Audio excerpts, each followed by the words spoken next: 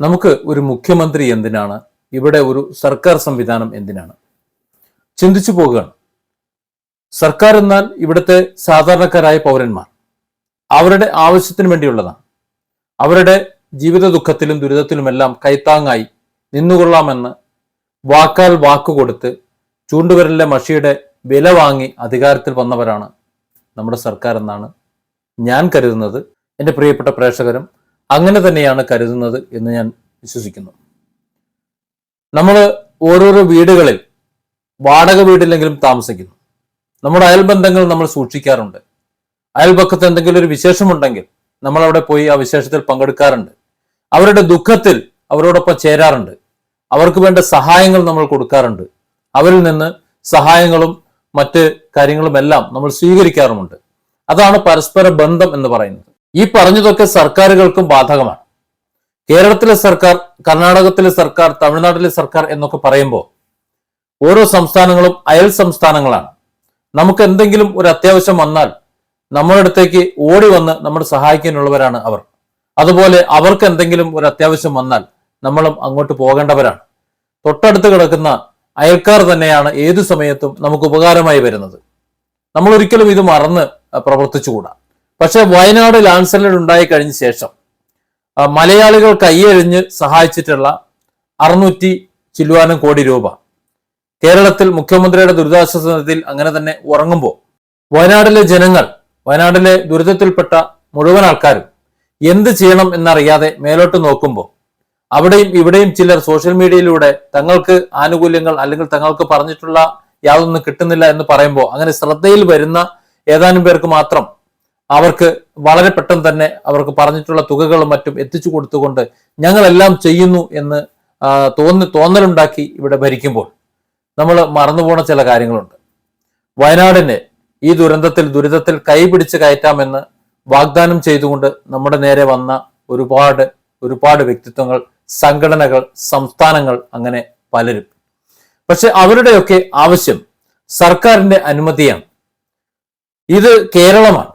കേരളത്തിൽ ഒരു സർക്കാരുണ്ട്.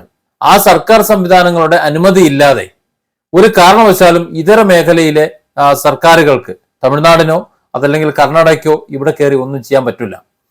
അർജുന്റെ കേസിൽ നമ്മളത് കണ്ടതാണ്.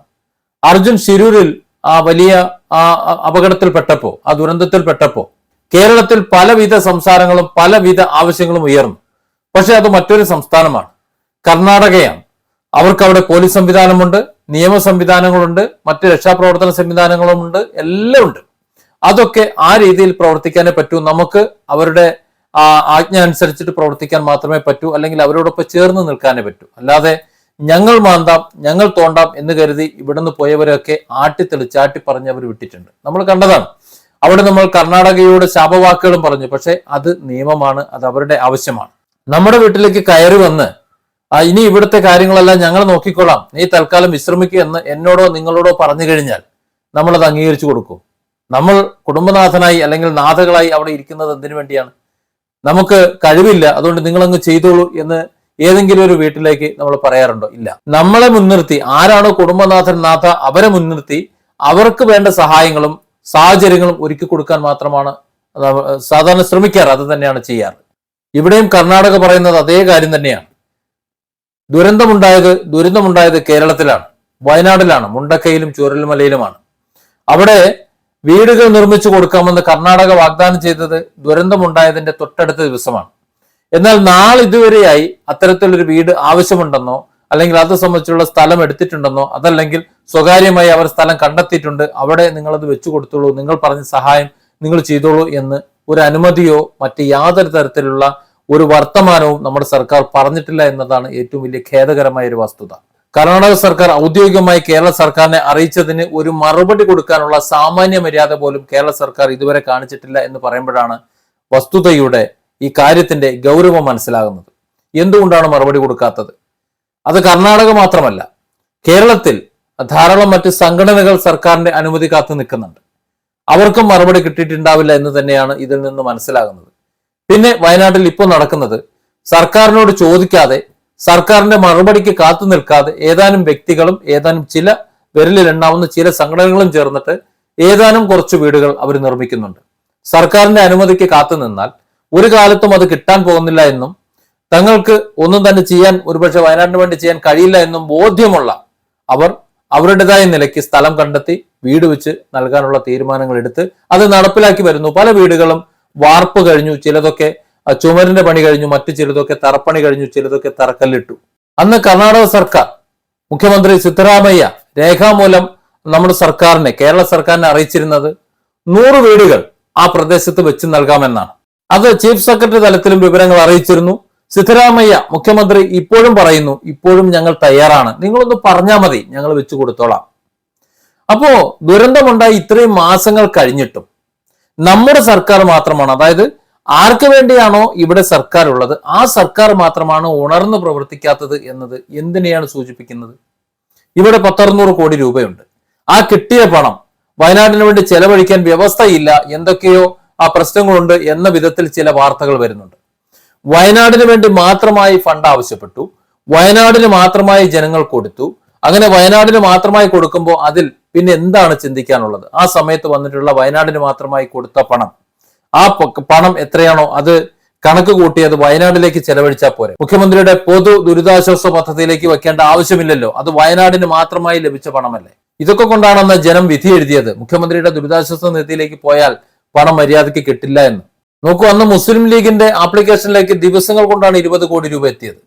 ഒരു സംഘടനയുടെ മാത്രം അക്കൗണ്ടിലേക്ക് അവരുടെ അനുഭാവികൾ അല്ലെങ്കിൽ അവരെ വിശ്വാസമുള്ളവർ മാത്രം 20 കോടി രൂപ കൊടുക്കാൻ അവർക്ക് കഴിയുമെന്നുണ്ടെങ്കിൽ, അതും കുറെ മേഖലയിൽ മാത്രമുള്ള ഒരു സംഘടന, ഒരു പൊളിറ്റിക്കൽ സംഘടന, അപ്പോൾ ഒരു രാഷ്ട്രീയ പാർട്ടി, അവർക്ക് അത്രയും സമാഹരിക്കാൻ കഴിയുന്നുണ്ടെങ്കിൽ കേരളം ഭരിക്കുന്ന ഒരു സർക്കാരിന് എത്ര നമുക്ക് സമാഹരിക്കാൻ കഴിയും? എന്നിട്ടും 600-690 കോടി രൂപയോളം മാത്രം സമാഹരിക്കാൻ കഴിഞ്ഞിട്ടുള്ളൂ എന്നുണ്ടെങ്കിൽ അത് സർക്കാരിന്റെ ഒരു ദുരിത അവസ്ഥ, വിശ്വാസത്തെ തന്നെയാണ് സൂചിപ്പിക്കുന്നത്.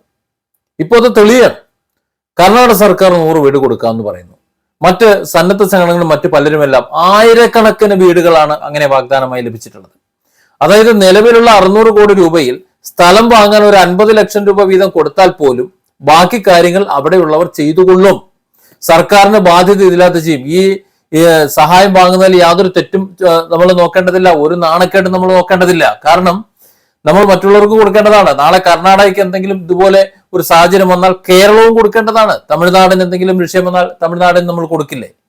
തമിഴ്നാടും കർണാടകയും ഇല്ല എന്നുണ്ടെങ്കിൽ നമുക്ക് ഭക്ഷണം കഴിച്ച് കിടക്കാൻ പറ്റുമോ? ഇവിടെ എന്താ വെച്ചുണ്ടാക്കുന്നത്? ഇവിടെ ഒന്നും ഉണ്ടാക്കുന്നില്ല. അപ്പോൾ അങ്ങനെ വരുമ്പോൾ നമ്മൾ അയൽ സംസ്ഥാനങ്ങൾ തമ്മിൽ ഒരു സഹകരണം വേണം. അവിടെ ഭരിക്കുന്നത് കോൺഗ്രസ് ആണ്, ഇവിടെ ഭരിക്കുന്നത് കമ്മ്യൂണിസ്റ്റ് ആണ് നോക്കേണ്ട ആവശ്യമൊന്നുമില്ല.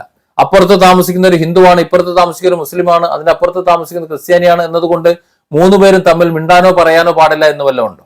അവർ 3 പേരും കൂടെ ചേരുമ്പോൾ ഉണ്ടാകുന്ന ഒരു ഐക്യമുണ്ടല്ലോ, ആ ഐക്യം മറ്റെന്തിനേക്കാളും വലുതാണ്.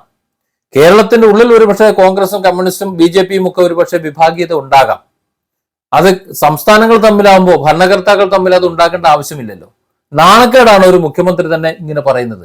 ഞങ്ങളൊരു 100 വീട് കൊടുക്കാമെന്ന് പറഞ്ഞു, ഇതുവരെ യാതൊരു റിപ്ലൈയും ഇല്ല, രേഖാമൂലം ഞങ്ങൾ സർക്കാരുമായി ബന്ധപ്പെട്ടു, ഒരു മറുപടിയും ഇതുവരെ ലഭിച്ചിട്ടില്ല എന്ന് അവർ പറയുമ്പോൾ നമ്മുടെ സർക്കാരിന്റെ നിലപാട് എന്ത് എന്ന് ചോദിക്കേണ്ടി വരികയാണ്.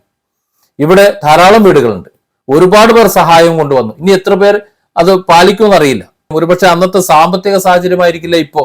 അന്ന് ഒരുപക്ഷെ നല്ല രീതിയിൽ സാമ്പത്തികം ഉണ്ടായും അത് ചെയ്യാമെന്ന് കരുതി നീക്കിയിരിപ്പ് തുകകൾ ഉണ്ടാകും, അത് വകമാറിപ്പോയിട്ടുണ്ടാവും. ഇന്ന് ഒരുപക്ഷെ അത് തരാൻ പറ്റാത്ത സാഹചര്യം ഉണ്ടാകും. അപ്പോ നമ്മളെ മറ്റുള്ളവർ സഹായിക്കാൻ വരുമ്പോൾ ആ സഹായിക്കാൻ വരുന്ന സാഹചര്യം പരമാവധി മുതലെടുത്തുകൊണ്ട് അവർക്ക് അനുകൂലമായ ഒരു സാഹചര്യം ഉണ്ടാക്കി കൊടുക്കേണ്ട ഉത്തരവാദിത്വം കാണിച്ച് എത്രയും പെട്ടെന്ന് ആ പ്രദേശത്തെ പുനരുജ്ജീവിപ്പിച്ച് അല്ലെങ്കിൽ മറ്റു ഭാഗത്തേക്ക് അവരെ പുനരധിവസിപ്പിച്ച് അവരുടെ ജീവിതം പൂർവാധികം ശക്തിയോടെ സാധാരണ നിലയിലേക്ക് വരേണ്ടതിന് പകരം ഇങ്ങനെ ഉറക്കം തൂങ്ങിയിരിക്കുന്നതിൽ സാങ്കത്യം മലയാളികൾക്ക് മനസ്സിലാകുന്നില്ല.